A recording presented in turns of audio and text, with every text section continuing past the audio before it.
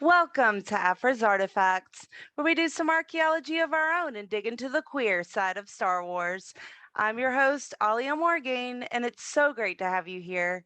Well, today, joining us is Bryan from Pink Milk. Thank you so much for coming on the show. Hello there, and thank you for having me. I am super Absolutely. excited. Yay! So this is another one of our interview episodes. I'm really excited that I've started doing these. It'll be a lot of fun. So, without further ado, I'll ask you my first question. Who is the most relatable character to you in Star Wars? At this moment in my life, Hmm. Din Djarin. Hands Oh, down, easy answer. nice. Yes. He's a dad. I'm a dad. Yeah. Um, he's gay.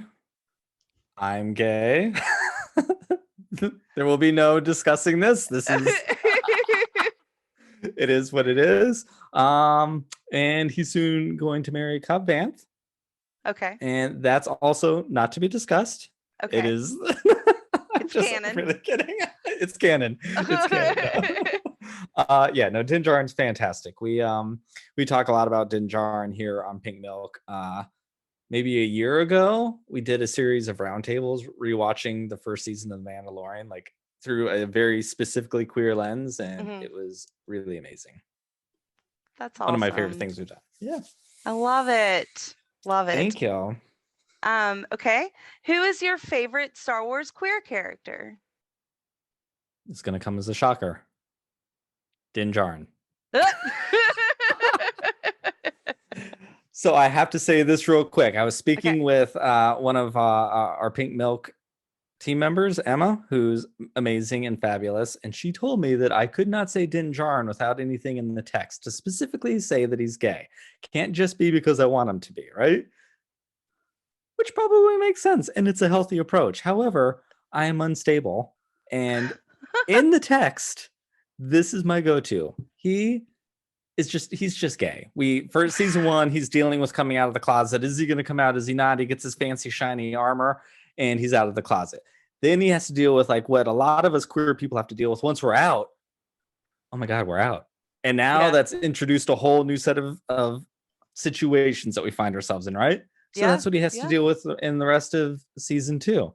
Or in the end of the rest of season 1. Season 2, he's still kind of going through it, but then he meets Cobb Vanth, who, to back that up, like, okay, so we meet Pelimato in the first season, right? Yeah. And he's cool with droids now because he's grown. He's like, okay, I'm good. I'm out now. I'm feeling a little more confident, but will not let Pelimato watch little baby Grogu, even though it's been well established that Grogu and Pelimato have a good relationship, right? Yeah. Still won't let her watch him while he's out slaying crate dragons. However, he meets Cobb. We've all seen the scene. There is energy and there are like sparks of flying between the two of them. And he's about to hop in to the crate dragon. And he looks to his future husband, Cobb Vanth, and says, if I don't come back, take care of the kid. To me, if that is not, I love you and I see you, take care of my child. If that didn't prove he's gay, there's nothing else we can do. That's it. Yeah. I hadn't even, like, that hadn't clicked for me. I'll have to rewatch. My stance, and I'm sticking to it. That. Yeah.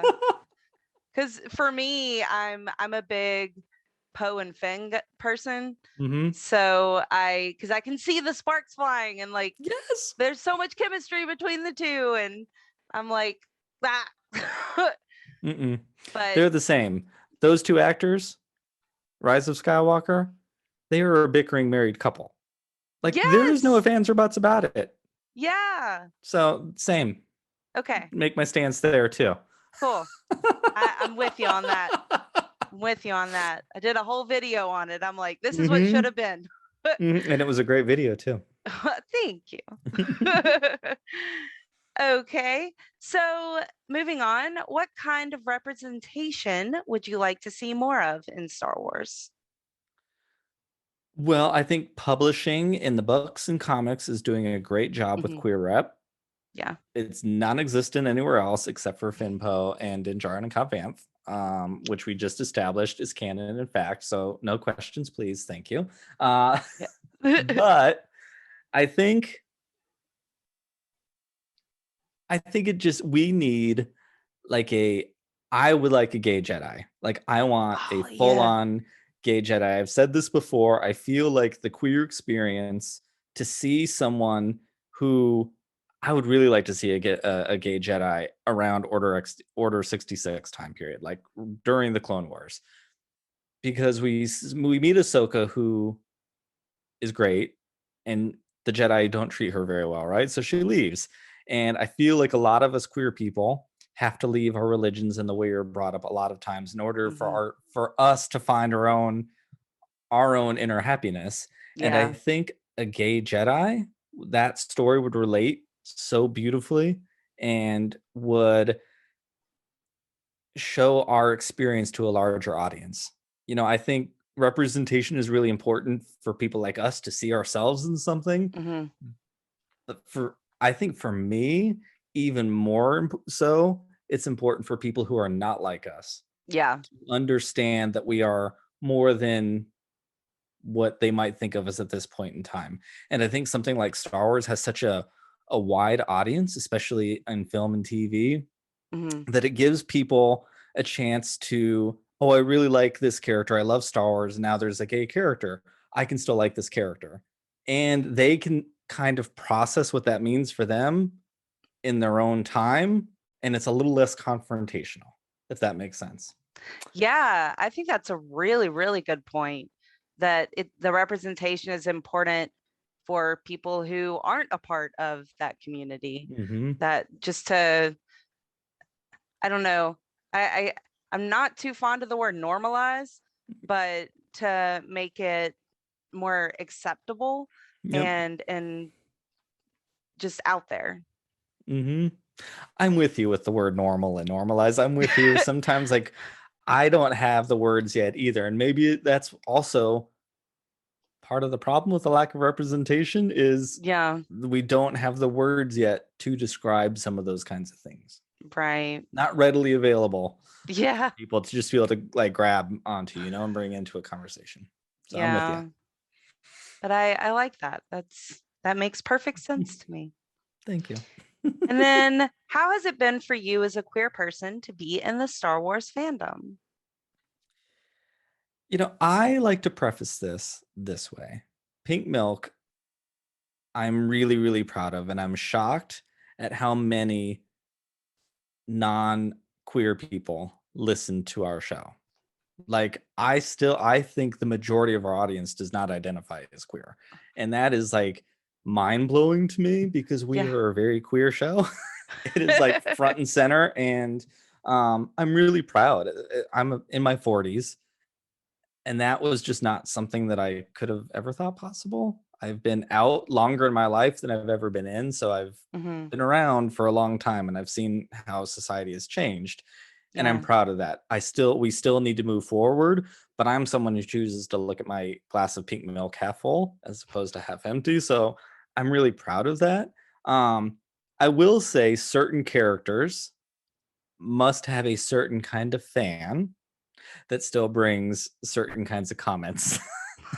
Like on Twitter specifically, Boba Fett is a very interesting character.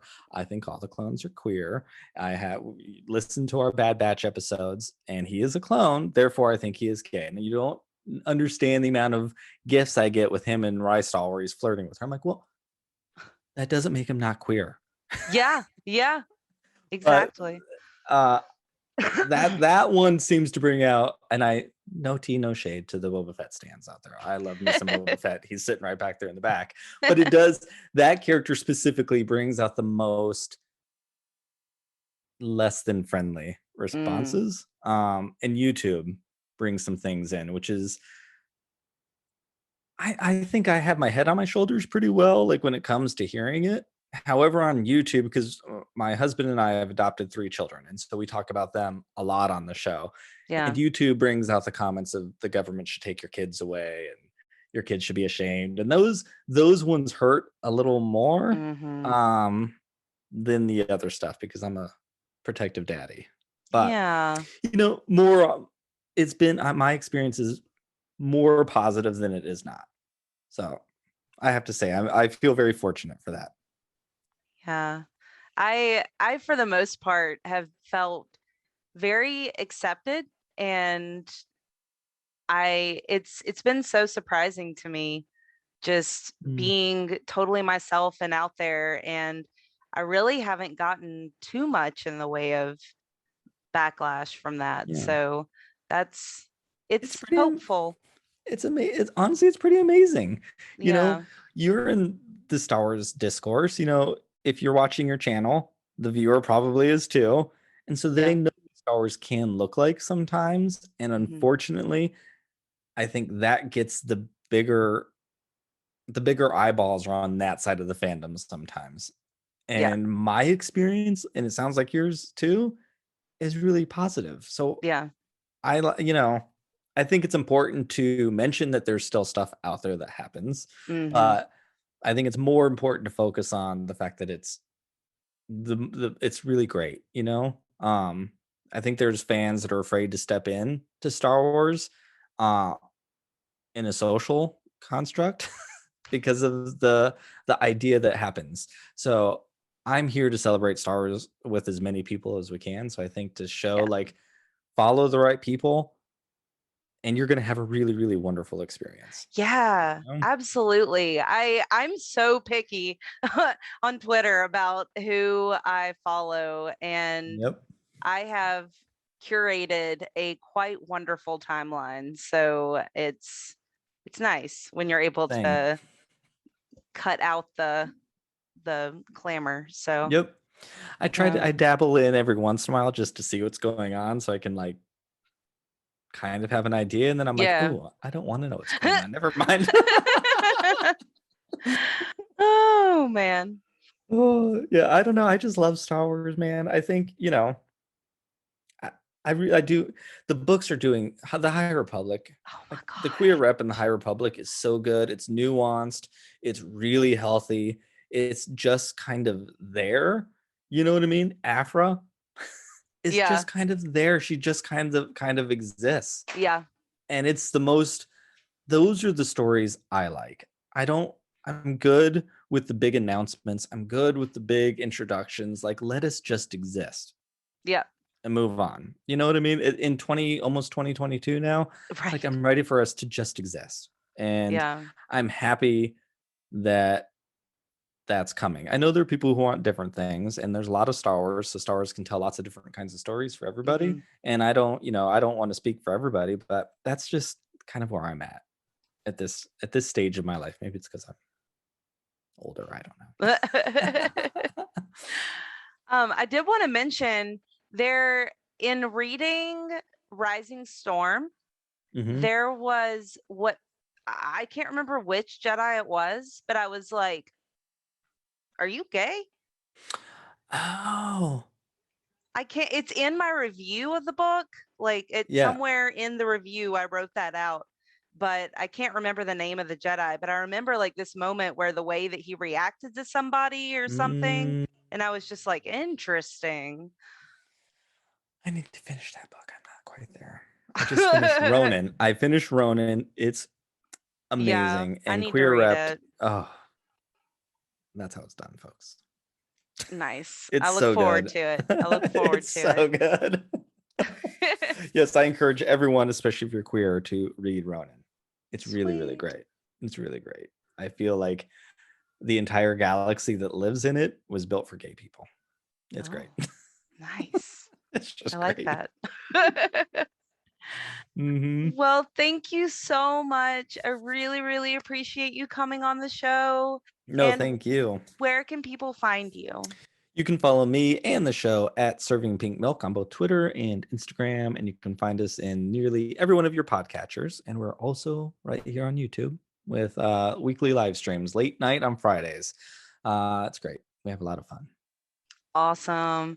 Well, for those listening, remember to like the video, subscribe to the channel, follow me on Twitter at Alia Morgaine, and peruse my blog at the Star Wars Review.blogspot.com. May the Force be with you. Always.